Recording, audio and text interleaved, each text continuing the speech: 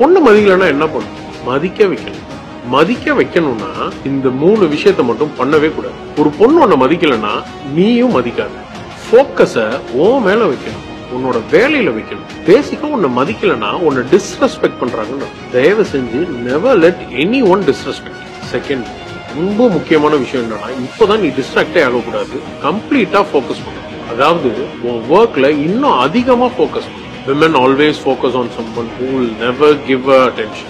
Focus மாறு, அவங்க focus உன் மேல மாறு. Number 3, become attractive.